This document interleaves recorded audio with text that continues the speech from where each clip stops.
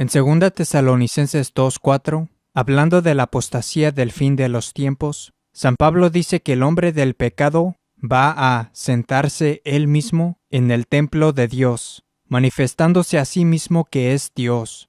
Este video mostrará qué es el templo de Dios mencionado en la profecía de 2 Tesalonicenses 2:4 y definitivamente qué no lo es.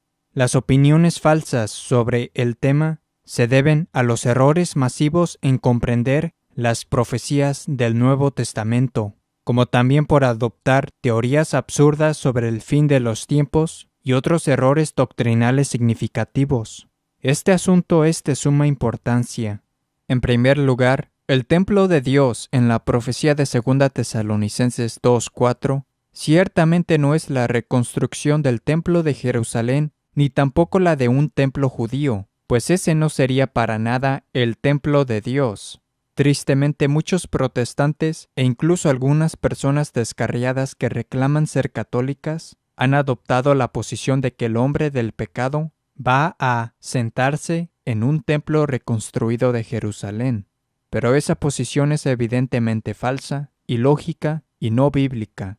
La Iglesia de Cristo es el Israel de Dios, Gálatas 6:16. Las ceremonias, los sacrificios y ritos del judaísmo y de la antigua ley fueron, antes de la venida de Jesucristo, signos que apuntaban hacia Él, pero después de su venida, y estaban presentes lo que significaban tales cosas, esas ceremonias cesaron y fueron reemplazadas con los sacramentos del Nuevo Testamento. La destrucción del templo en el año 70 después de Cristo fue la señal definitiva de que el judaísmo, junto con sus sacrificios, ceremonias y ritos, está muerto y enterrado, y que ha sido reemplazado por la Iglesia de Jesucristo. Como lo enseña dogmáticamente la Iglesia Católica, observar o practicar los ritos del Antiguo Testamento después de la promulgación del Evangelio es un pecado mortal. Santo Tomás de Aquino explicó correctamente que las ceremonias de la antigua ley significaban que las personas estaban esperando la venida del Mesías. Por lo tanto, observar ahora las ceremonias del Antiguo Testamento, después de que Jesucristo ha venido y el Evangelio ha sido promulgado, es pretender que el Mesías aún no ha venido ni cumplido lo que significaban esas ceremonias, y eso es herejía y blasfemia. Observar el judaísmo o la antigua ley ahora es negar en la práctica que Jesucristo es el Mesías. Por eso es gravemente pecaminoso practicar el judaísmo u observar las ceremonias de la antigua ley después de la promulgación del Evangelio. También es la razón por la cual ningún templo reconstruido dedicado a tales ritos muertos sería el templo de Dios. Por lo tanto, el templo de Dios, donde se sienta el hombre del pecado, ciertamente no es un templo reconstruido de Jerusalén o un templo judío. La falsa posición de que el templo de Dios será un templo judío reconstruido se conecta típicamente a la falsa doctrina de que los judíos, en el periodo del Nuevo Testamento, son el pueblo de Dios o que su religión es, entre comillas, de Dios. Y eso es completamente erróneo. De hecho, esto es herejía, una herejía sostenida ampliamente en nuestros días. Pero la Biblia es muy clara. Los verdaderos cristianos, no los judíos incrédulos, son Israel y el pueblo de Dios. 1 Pedro 2:9 destruye la noción de que cualquier otro grupo aparte de la Iglesia es el pueblo de Dios, cuando habla de los verdaderos cristianos. Cito: «Pero vosotros sois un linaje escogido, un sacerdocio real, una nación santa, un pueblo conquistado». Como podemos ver, los cristianos, no los judíos, son el linaje escogido, el pueblo de Dios. Colosenses 3:12 expone la misma verdad. De hecho, cada vez que se usa el término elegido en el Nuevo Testamento, se refiere a Jesucristo o a los cristianos. Nunca se refiere a los judíos o a una raza física en específico. Los elegidos de Dios no son aquellos que han descendido biológicamente de Abraham o que se unieron a aquellos descendidos biológicos, sino que son aquellos que han sido regenerados espiritualmente en Cristo y guardan su verdadera fe. Gálatas 3:16 nos informa que las promesas fueron hechas a Abraham y a su descendiente, y que el descendiente de Abraham no son muchos, sino uno, el cual es Cristo. Gálatas 3:29 nos dice luego que si sois de Cristo, sois descendientes de Abraham. Esa es la enseñanza infalible de la Escritura sobre la descendencia de Abraham. No podría ser más clara. También es por eso que, en Hechos 3:23, San Pedro, hablando de Jesucristo, verdadero Dios y verdadero hombre, dice: «Y toda alma que no escuchare a aquel profeta será excluida de su pueblo». La Biblia enseña que los judíos que no aceptan a Jesucristo serán excluidos del pueblo de Dios. Por ende, cualquier casa o templo que ellos construyeran no sería el templo de Dios. Hay abundante evidencia adicional en la Escritura que podría ser citada para probar aún más que los cristianos, no los judíos, son Israel y el pueblo de Dios. Ya que estamos discutiendo el término templo de Dios en la profecía de 2 Tesalonicenses 2:4, debería hacerse hincapié en que varios comentaristas han señalado que en sus epístolas, incluyendo 1 y 2 Tesalonicenses, San Pablo apropia los términos que originalmente habían sido reservados para Israel y se los asigna a la Iglesia. San Pablo enseña que la Iglesia ha tomado la posición de Israel. Muchos pasajes prueban que los que están fuera de Jesucristo y de su Iglesia no son de Dios, no son Israel y no tienen parte con Él. Necesitan ser convertidos a la verdadera fe de Cristo para formar parte del Israel de Dios. Por consiguiente, cualquier templo no cristiano o templo judío que sea construido en Jerusalén, incluyendo alguno que se proponga ser la restauración del antiguo templo, no sería el templo de Dios. Solo sería otro templo del demonio dedicado a una falsa religión. Es por eso que los intentos de reconstruir el templo de Jerusalén han fallado e incluso han sido impedidos por eventos milagrosos. Considérese, por ejemplo, el intento hecho en el año 363 por el emperador romano Juliano el Apóstata. Muchas personas no están familiarizadas con los eventos milagrosos que detuvieron el esfuerzo de reconstruir el templo de Jerusalén, aunque estos eventos eran bien conocidos en la iglesia primitiva. Juliano el Apóstata, un enemigo del cristianismo, quiso reconstruir el templo de Jerusalén en el año 363, porque su destrucción dejaba a los judíos incapacitados para practicar la religión del Antiguo Testamento. La obliteración de su templo, en consonancia con la vida y las profecías de Jesucristo, era una prueba divina de que el Mesías había llegado y de que el cristianismo había reemplazado al judaísmo. Bueno, es un hecho, confirmado por varias fuentes, que cuando los hombres de Juliano estaban trabajando para reconstruir el templo, estallaron milagrosamente globos de fuego en la zona, la tierra se sacudió, aparecieron cruces en la ropa de los hombres y murieron personas, provocando el abandono de todo ese esfuerzo. Esto no es una mera leyenda, es un hecho histórico bien documentado. Estos eventos milagrosos y extraordinarios que impidieron la reconstrucción del Templo de Jerusalén fueron registrados por San Gregorio Nacianceno, San Ambrosio, San Juan Crisóstomo, por Sócrates y Sosomeno, que fueron historiadores de la Iglesia primitiva, entre otros. Incluso fueron confirmados por el historiador pagano Amiano Marcelino, un amigo de Juliano el Apóstata.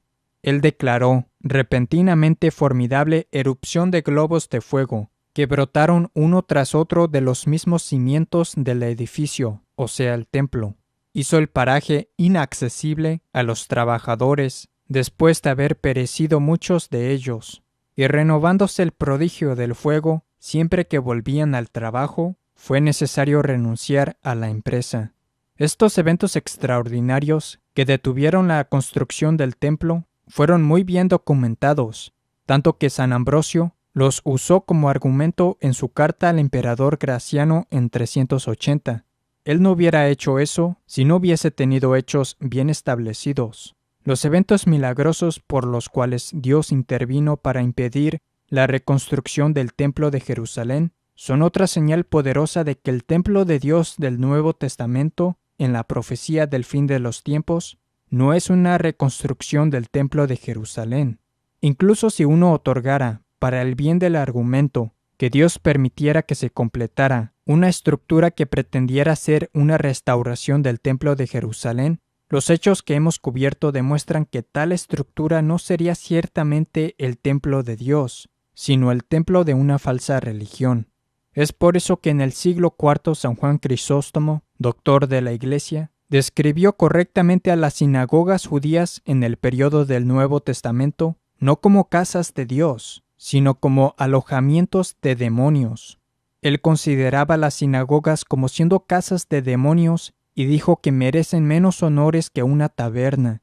Esto es consistente con la enseñanza bíblica en Apocalipsis 3:9, de que los judíos que rechazan a Jesucristo no forman parte de la religión de Dios, sino miembros de la sinagoga de Satanás. Así como otros que están fuera de la iglesia, ellos necesitan convertirse a la verdadera fe de Cristo para salvarse. El significado de Apocalipsis 3:9 es que los judíos que rechazan a Jesucristo no son verdaderos judíos o judeanos. Ellos no son Israel, porque únicamente los verdaderos cristianos son Israel. Los judíos incrédulos forman parte de la sinagoga de Satanás. Solo aquellos que pertenecen a Cristo son la descendencia de Abraham. Por lo tanto, suponer que el templo de Dios en 2 Tesalonicenses 2:4 será un templo judío en realidad es equiparar un alojamiento de demonios y la sinagoga de Satanás con lo que es de Dios. Por supuesto, esto es completamente erróneo.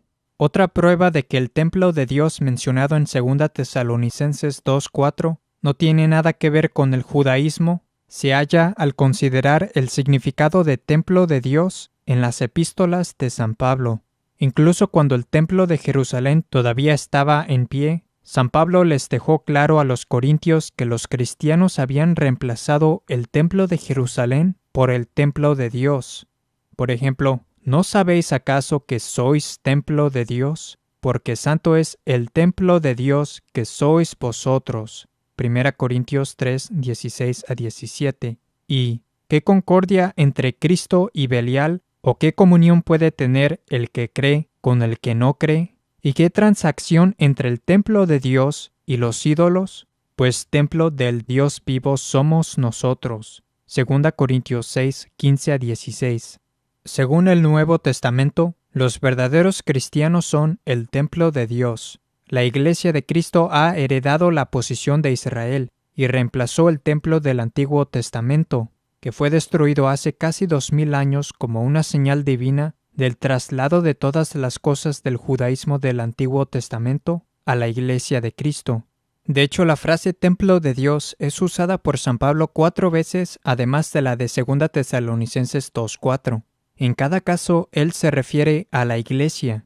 La identificación de la Iglesia como el templo de Dios se halla repetidamente en el Nuevo Testamento, incluyendo el libro de Efesios y 1 Pedro. El templo de Dios en 2 Tesalonicenses 2:4 no es un reconstruido templo de Jerusalén. Por otra parte, el templo de Dios no es en definitiva un templo construido por el hombre del pecado o el anticristo, pues entonces sería su propio templo. En ese caso, sería un Naas Diabalu, un templo del diablo, y no Ha Naas Theu, el templo de Dios. De hecho, en 2 Tesalonicenses 2:4, el artículo definitivo, es decir, la palabra que significa él, se halla en 2 lugares, antes de la palabra templo y antes de la palabra Dios, por lo que una traducción muy literal de la frase griega sería que el hombre del pecado se sentará él mismo en el templo de el Dios, o bien el templo del Dios.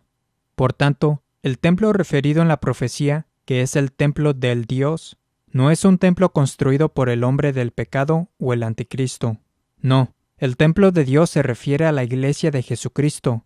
Como la profecía de 2 Tesalonicenses 2:4 dice que el hombre del pecado va a sentarse en el templo de Dios, y por supuesto es imposible que alguien se siente físicamente en la entidad espiritual de la Iglesia, la profecía indica que el hombre del pecado va a sentarse en la principal estructura física de la Iglesia de Jesucristo, Él va a sentarse en un edificio que ha sido conocido y podría considerarse correctamente como el templo universal del cristianismo. Las profecías como estas sobre el templo de Dios, claro que no podrían tener ningún cumplimiento en un mundo donde se imagina al protestantismo como siendo el cristianismo, ya que los no católicos que reclaman ser cristianos no tienen ningún templo de Dios universalmente reconocible. Para ellos, nada se destaca como un templo cristiano de Dios universalmente reconocido en donde el hombre del pecado podría sentarse. Es por eso que muchos de ellos, en desesperación, han optado por la idea patentemente falsa de un reconstruido templo de Jerusalén.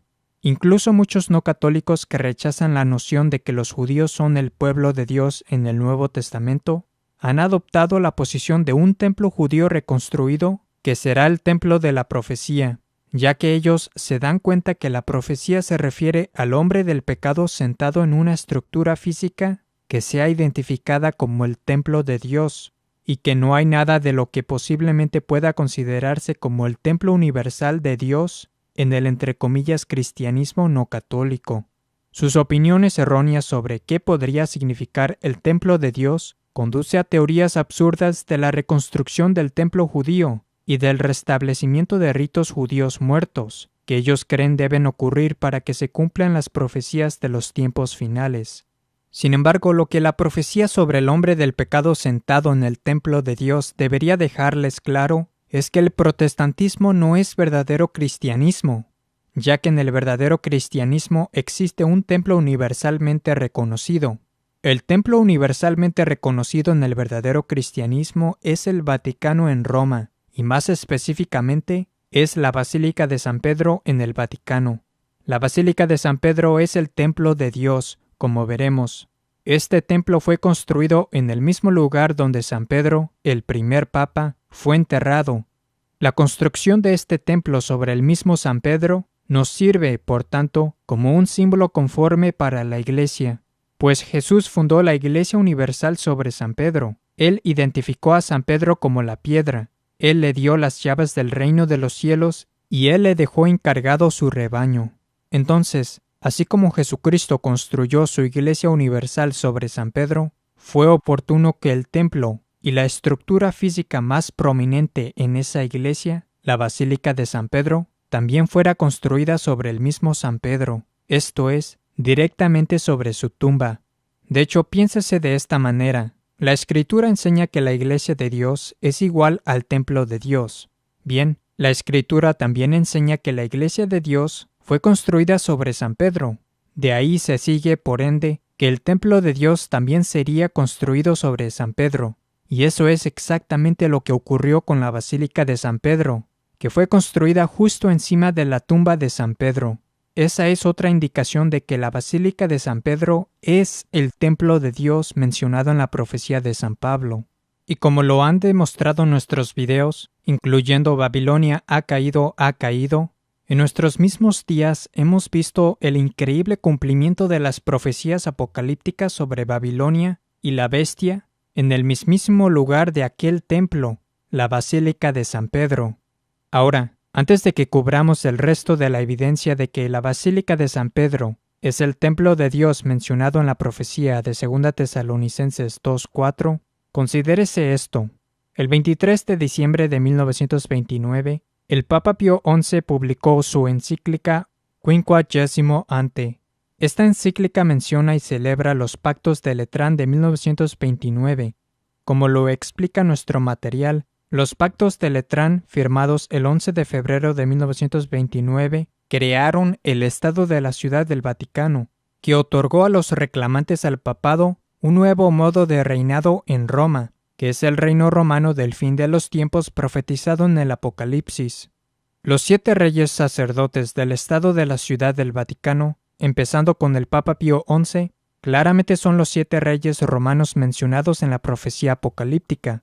Las profecías encajan con ellos con precisión asombrosa, tales como la bestia Unión Europea, surgiendo cuando 5 cayeron, el 7º rey reinando por poco tiempo, la ramera de Babilonia, esta es la falsa iglesia post-Vaticano II del fin de los tiempos, vinculada con lo que eventualmente ocurrió en el estado de la Ciudad del Vaticano, una de las señales de Apocalipsis 18:2 sucediendo en el aniversario de la firma de los pactos de Letrán, un 11 de febrero, y ocurrió en cuestión de horas después de que el séptimo rey del estado de la Ciudad del Vaticano anunció la renuncia a su reinado un 11 de febrero, y hay mucho más, como lo cubre nuestro material.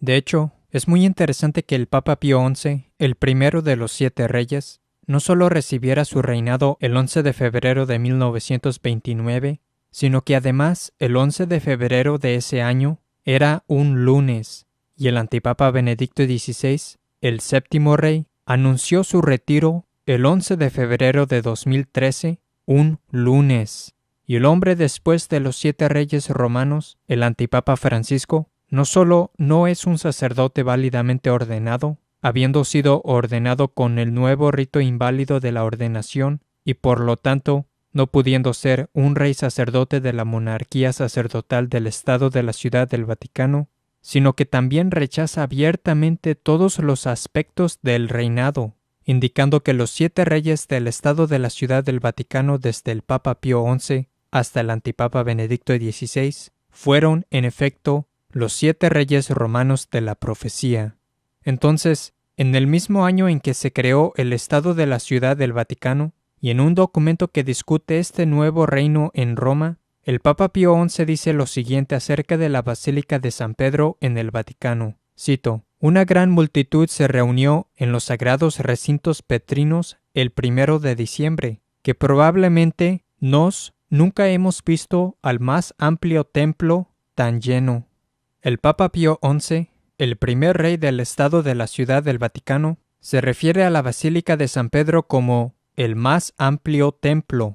La palabra que él usa en latín es eidem, el acusativo de la palabra en latín eideis, que significa templo.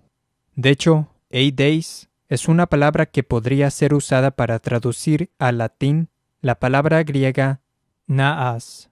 Esto no solo prueba que la Basílica de San Pedro ha sido referida oficialmente como el templo, sino que es una indicación providencial en el mismo año en que se firmaron los pactos de Letrán y en un documento que discute el nuevo reino en Roma, de que la Basílica de San Pedro es el templo de Dios en la profecía de San Pablo.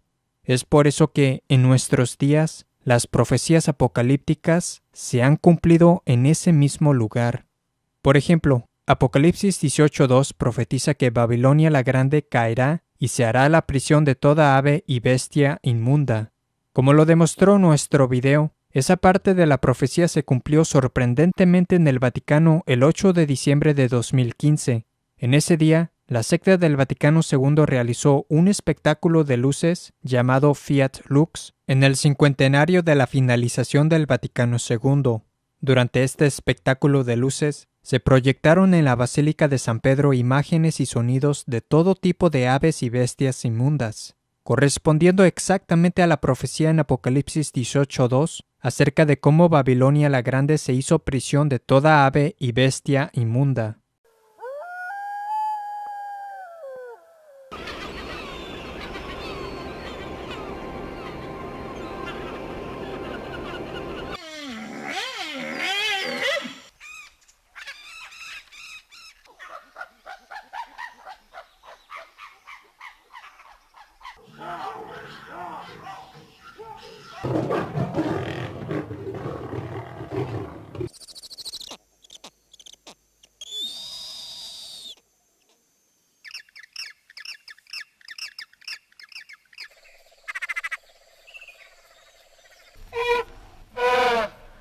De hecho, como el video explica, la profecía usa la palabra phulakei en griego para describir cómo cayó Babilonia y se convirtió en la prisión o jaula de toda ave y bestia inmunda, y las columnas enfrente de la Basílica de San Pedro se parecen a las barras de una prisión, de manera que cuando las imágenes de los animales y las aves fueron proyectadas en la Basílica de San Pedro durante el espectáculo de luces, ellos parecieron estar en una prisión o jaula, exactamente como declara la profecía. Eso significa que el cumplimiento de la profecía estaba conectado con las características específicas de la Basílica de San Pedro, el templo de Dios. El espectáculo de luz en la Basílica de San Pedro fue un sorprendente y directo cumplimiento de lo profetizado en Apocalipsis 18:2, y el evento simbolizó la caída de la ciudad de Roma en la inmundicia y apostasía durante los días finales, como resultado de que el templo de Dios y Roma fuesen apoderados por los antipapas del Vaticano II y su falsa iglesia del fin de los tiempos, la secta del Vaticano II, que es lo que generalmente tratan las profecías sobre la ramera de Babilonia. Además, nuestro video demostró cómo la otra parte de Apocalipsis 18:2, con respecto a que cayó Babilonia hacia los demonios y todo espíritu inmundo, también fue cumplido increíblemente en el mismo lugar, la Basílica de San Pedro, en el día cuando el séptimo rey del Estado de la Ciudad del Vaticano, el antipapa Benedicto XVI, anunció su renuncia, el 11 de febrero de 2013. La señal que indicaba que cayó Babilonia hacia los demonios y todo espíritu inmundo fue rayo, el doble golpe de rayo que tocó la cima de la Basílica de San Pedro en un día crucial para las profecías de los tiempos finales. Esto corresponde exactamente con lo que Jesús dice en Lucas 10:18, de que Él vio a Satanás caer como un rayo. Y cuando usted compara los contextos de Lucas 10:17-20 con Apocalipsis 18:2, el paralelismo es absolutamente innegable. Ambos pasajes hacen referencia a los demonios, a los espíritus inmundos y a Satanás cayendo en un lugar específico. Lucas 10:18 nos dice que la señal de que Satanás cayó una vez fue como un rayo. Tiene perfecto sentido entonces que la señal de que cayó Babilonia hacia los demonios y todo espíritu inmundo, en otras palabras, de que Satanás cayó 2 veces, una en la forma de demonios y otra en la forma de todo espíritu inmundo, fuese rayo. Y el cumplimiento de la profecía se vuelve aún más específico e increíble, porque la cúpula de la Basílica de San Pedro fue construida precisamente sobre el altar mayor y la marquesina de bronce marcando la tumba de San Pedro. Así, la cúpula marca el lugar exacto donde se halla San Pedro, y en 1 Pedro 5:13 se define infaliblemente que el lugar preciso de Babilonia es la iglesia de San Pedro y el lugar donde se halla San Pedro. Por lo tanto, cuando rayo golpearon la cima de la cúpula de la Basílica de San Pedro, cumpliendo la profecía con respecto a que cayó Babilonia hacia los demonios y todo espíritu inmundo, ellos estaban golpeando el lugar exacto con precisión milimétrica, la tumba de San Pedro, el lugar preciso de Babilonia según la Escritura. Esto significa que podemos explicar y demostrar cómo cada palabra de la profecía de Apocalipsis 18:2 se cumplió en ese mismo lugar, la Basílica de San Pedro. También podríamos repasar muchos otros versículos en el Apocalipsis y mostrar que lo ocurrido en Roma y en la Basílica de San Pedro, en nuestros días, son el cumplimiento de esas profecías. La Basílica de San Pedro es un punto central en las profecías porque ella es el templo de Dios. Cuando San Pablo describe al templo en 2 Tesalonicenses 2:4, él no lo describe como el templo del diablo, sino como el templo de Dios, porque la Iglesia Católica es la única verdadera Iglesia de Jesucristo, fuera de la cual no hay salvación. Todas las demás, entre comillas, iglesias son falsas. La Iglesia Católica es la única verdadera Iglesia. Sin embargo, en los días finales, en la apostasía final, como parte del gran engaño, Dios ha permitido que su templo y los edificios de su iglesia sean apoderados por una falsa iglesia dirigida por antipapas heréticos. La Iglesia Católica todavía existe en un remanente de católicos tradicionales. Para ser un verdadero católico, y por lo tanto un verdadero cristiano, uno debe ser un católico tradicional. Este video es la primera parte de una presentación más extensa sobre el templo de Dios en la profecía. Manténgase alerta para las próximas partes y por favor consulte los videos relacionados sobre la profecía y el Apocalipsis. tales como, entre otras cosas, los videos Babilonia ha caído y el anticristo identificado. El anticristo identificado cubre en detalle la otra parte de 2 Tesalonicenses 2, 3-4, sobre el hombre del pecado que se reclina frente a y se alza por encima de todo lo que se llama Dios o es objeto de culto, durante el evento emblemático de la apostasía profetizada.